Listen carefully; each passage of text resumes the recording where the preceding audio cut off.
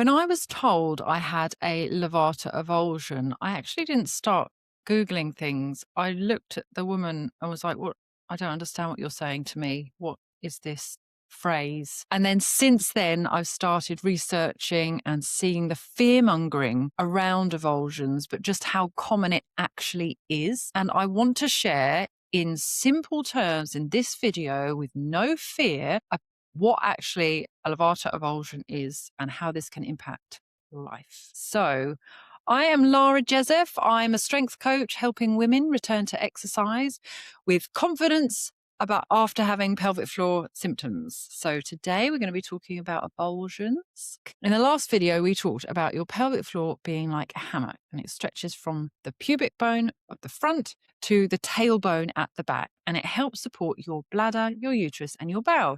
But here's something really, really important. It isn't just one muscle.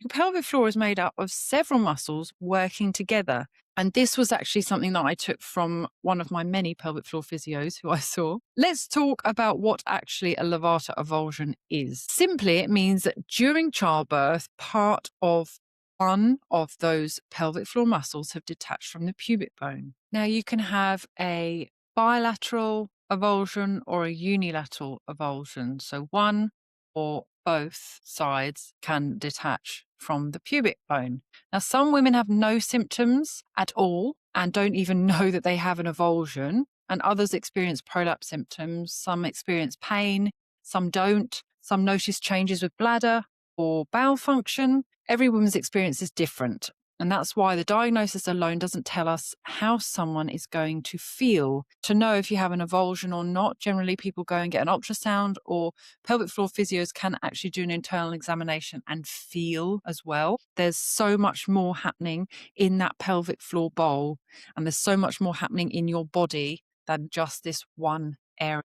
So I think of it like a trampoline. I really like analogies. For those who have been watching me before, you'll see there's lots of analogies, and I like imagery. Around the edge are lots of springs attaching the mat to the frame. Now imagine one spring comes away on one side. Imagine that whole ring is full.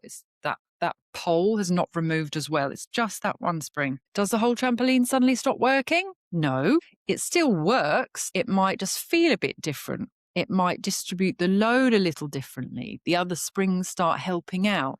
That's similar to what can happen with the Levator avulsion. One part of the support system has changed. The rest of the system is still there. So why does it happen? A Levator avulsion usually happens during a very demanding birth. We know it's more common after things like forceps births, vacuum deliveries, larger babies, and long pushes stages. Mine happened during all of that. It isn't something you caused. It's something that can happen during a very difficult birth. Can it be stitched back together?